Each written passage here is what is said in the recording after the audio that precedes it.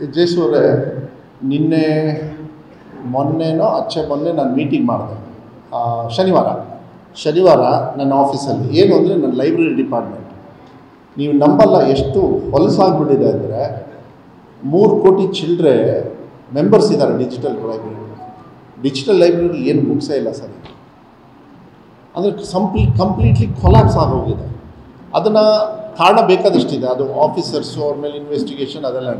So ಮೊನ್ನೆ ಕೂತ್ಕೊಂಡು ಇದನ್ನು ಹೊಸ IAS ಆಫೀಸರ್ IAS ಕೇಡರಿಗೆ ತೊಗೊಂಬಂದ್ವಿ. ಈಗ IAS ಕೇಡರ್ ಇರಲಿಲ್ಲ, ಯಾಕೆಂದರೆ ಭಾಳ ದೊಡ್ಡ ಮೊತ್ತ ಇದೆ ಅಲ್ಲಿ, ದೊಡ್ಡ ಹಣ ಇದೆ ಅಲ್ಲಿ. ಟ್ಯಾಕ್ಸ್ ನೀವೆಲ್ಲ ಕಟ್ತಾ ಇದ್ದೀರ ಶಿವಮೊಗ್ಗ ಸಿಟಿಯಲ್ಲೂ ಕೂಡ. ಅದನ್ನು ಡೆವಲಪ್ಮೆಂಟ್ ಮಾಡೋದಕ್ಕೆ ಎಲ್ಲ ಪ್ರಾಬ್ಲಮ್ ಮಾಡಿ ಕೂತ್ಕೊಂಡಿದ್ರು. ಬಿಕಾಸ್ ಲೈಬ್ರರಿ ಇದೆಯಲ್ಲ, ಇಟ್ಸ್ ಲೈಕ್ ಆನ್ ಯೂನಿವರ್ಸಿಟಿ. ಒಂದು ನಿಮಿಷ ನೀವು ಕೂತ್ಕೊಳ್ಳಿ, ಒಂದು ನಿಮಿಷ ಕೂತ್ಕೊಳ್ಳಿ, ಆರಾಮಾಗಿ ಕೂತ್ಕೊಳ್ಳಿ.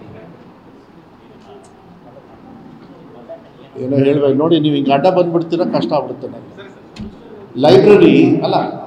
Library is like an university without teacher. ಯಾಕೆ ನಾನು ಶಿವಮೊಗ್ಗದಲ್ಲೇ ಸಿಟಿ ಲೈಬ್ರರಿ ಇದೆಯಲ್ಲ, ನಾನೇ ಹೋಗಿ ನೋಡಿದ್ದೀನಿ. 2 ಮಕ್ಕಳು ಈ ಹೊಳೆಹೊನ್ನೂರು ಭಾಗದಿಂದ ಬರ್ತಾರೆ, ಅಣ್ಣ ತಮ್ಮ. ಬೆಳಗ್ಗೆ ತಿಂಡಿ ತಿಂದ್ಕೊಂಡು ಟಿಫನ್ ಕ್ಯಾರಿಯರ್ ತೊಗೊಂಡು ಬರ್ತಾರೆ. ನಾನು ಹೋಗಿದ್ದೆ, ಸುಮ್ಮನೆ ಕೇಳಿದೆ ಅವರಿಗೆ, ಏನು ಬರ್ತೀರಿ, ಎಷ್ಟೊತ್ತಿರ್ತೀರಿ? ಬೆಳಗ್ಗೆ ಬಂದು ಸಾಯಂಕಾಲ ಹೋಗ್ತಾರಂತ. ಯಾಕೆಂದರೆ ಕಾಂಪಿಟೇಟಿವ್ ಎಕ್ಸಾಮಿಗೆ ಓದ್ತಾ ಇದ್ದಾರೆ ಅವರು. ಯಾಕೆಂದರೆ ಹೊರಗಡೆ ಅವರಿಗೆ ದುಡ್ಡು ಕೊಟ್ಬಿಟ್ಟು ಕಾಂಪಿಟೇಟಿವ್ ಟ್ರೈನಿಂಗ್ ತೊಗೊಳಕ್ಕಾಗಲ್ಲ. ಅದಾದಮೇಲೆ ನೀಟು CET ಇದು ಮಧು ಬಂಗಾರಪ್ಪ ಸಿದ್ದರಾಮಯ್ಯವ್ರಿಗೆ ಹೇಳಿ ಶುರು ಮಾಡಿದ್ದು. ತಿಳ್ಕೊಳ್ಳಿ, 25,000 ಮಕ್ಕಳಿಗೆ ಈಗ ಫ್ರೀಯಾಗಿ ಟ್ರೈನಿಂಗ್ ಕೊಡ್ತಾ ಇರೋದು ಇದೆ. 25,000 ಮಕ್ಕಳಿಗೆ ನಾನು ಟ್ರೈನಿಂಗ್ ಕೊಡ್ತಾ ಇರೋದು. ಅವತ್ತು ಡೈವರ್ಟ್ ಆಗೋಗ್ಬಿಡ್ತು. ಏನು ವಿಚಾರಕ್ಕೆ ಗೊತ್ತು, ನಾನು ಅದು ಹೇಳೋಕ್ಕಾಗಲ್ಲ. ಆ ಮಗುಗೆ ಹೋಗಿ ನಾನು ಮಾತಾಡಿದೆ. ಮಧ್ಯಾಹ್ನ ಊಟ ತೊಗೊಂಡ್ಬರ್ತಾರೆ ಮಂಜುನಾಥ್ ಗೌಡ್ರೆ. ನಾನು ಹೇಳಿದೆ ಯಾಕೆ ಅಂದರೆ, ಇಲ್ಲ ಸರ್ ನಾವು ಟ್ರೈನಿಂಗ್ ಎಲ್ಲ ತೊಗೊಳಕ್ಕಾಗಲ್ಲ, ಇದು ಕೋಚಿಂಗಿಗೆ ನಮಗೆ ಹಣದ ವ್ಯವಸ್ಥೆ ಇಲ್ಲ, ಅದಕ್ಕೆ 2 ಅಣ್ಣ ತಮ್ಮ ಬರ್ತೀವಿ, 2 ಕುತ್ಕೊಂಡು ಓದ್ತೀವಿ ಅಂತ. ಟೇಬಲ್ ಮೇಲೆ ಬೆಳಗ್ಗೆಯಿಂದ ಸಾಯಂಕಾಲ ಕೂತ. ನಿಮ್ಗೆ ಏನು ಆಗಬೇಕು ಅಂದೆ. ಸರ್ ಪ್ಲಾಸ್ಟಿಕ್ ಚೇರ್ ಇದೆ, ಆ ವೈರ್ ಚೇರ್ ಕೊಡೋಕ್ಕಾಗುತ್ತೆ ಸರ್, ಸ್ವಲ್ಪ ಗಾಳಿ ಓಡಾಡುತ್ತೆ, ಇಲ್ಲಾಂದರೆ ಭಾಳ ಇಡೀ ದಿವಸ ಕೂತ್ಕೋತೀವಿ ಅಂತ. ನೋಡಿ ಎಷ್ಟು ಕಷ್ಟಪಟ್ಟು ಬೈಕಲ್ಲಿ ಬರ್ತಾರೆ 2. ಸೊ ಮೋಸ್ಟ್ಲಿ ಮನೇಲಿ ಕೆಲಸ ಮಾಡಿ ಸ್ಮಾರ್ಟ್ ಆಗಿದ್ದಾರೆ 2 ಹುಡುಗರು. ಬಟ್ ಓದೋಕ್ಕೆ ಆಸೆ. ಅಂದರೆ it is like an university without teacher. ಅವರು ಓದ್ಕೊಳ್ತಾರೆ, ಆ ಬೇಸಿಕ್ ಕೊಡಬೇಕಲ್ಲ. ಅದಕ್ಕೆ ಐ ಥಿಂಕ್ ಈ ಲೈಬ್ರರಿ, ಇಲ್ಲಿರೋ ಲೈಬ್ರರಿ ಅದನ್ನೆಲ್ಲ ಮಕ್ಕಳಿಗೆ ಅವೈಲಬಿಲಿಟಿ ಕೊಡಬೇಕು. ಇಲ್ಲಾಂದರೆ ಮೊಬೈಲಲ್ಲಿ ನೋಡಿ ಹಾಳಾಗಿ. ಅದೇ ಡಿಜಿಟಲ್ ಲೈಬ್ರರಿನ ಒಳ್ಳೇದು ಕೊಟ್ಟರೆ ಮೋಸ್ಟ್ಲಿ ಮಕ್ಕಳು ಓದ್ತಾರೆ.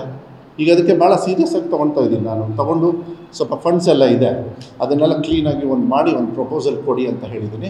ಅದನ್ನು ಪರವಾಗಿಲ್ಲ, 1 ಬುಕ್ಕಿಂದನೇ ಸ್ಟಾರ್ಟ್ ಮಾಡಿ, 1 ಮೆಂಬರಿಂದನೇ ಸ್ಟಾರ್ಟ್ ಮಾಡಿ. ಸ್ವಲ್ಪ ದುಡ್ಡು ಬೇಕಾದ್ರೆ ಕಲೆಕ್ಷನ್ ಮಾಡಿ, ಏನು ತೊಂದರೆ ಏನಿಲ್ಲ. ಯಾಕೆಂದರೆ ಎಷ್ಟು ಕೋಟ್ಯಾಂತರ 75 ಲಕ್ಷ ಬುಕ್ಸ್ ಇದ್ದಾವೆ. 75 ಲಕ್ಷ ಬುಕ್ಸ್ ನೀವು ಹಾಗೆ ಹೋದರೆ ಎಲ್ಲ ಸಾಹಿತ್ಯದ್ದು ನೀವು ತೊಗೊಳ್ತಾ ಹೋದರೆ, ಡಿಜಿಟಲೈಸ್ ಮಾಡಿದ್ರೆ, ಒಳ್ಳೆ ದುಡ್ಡು ಬಂದು ಒಳ್ಳೆ ಅವೈಲಬಿಲಿಟಿ ಕೊಟ್ಟರೆ, ಐ ಥಿಂಕ್ US ಇರೋರು ಕನ್ನಡ ಓದೋಕ್ಕೆ ಆಸೆ.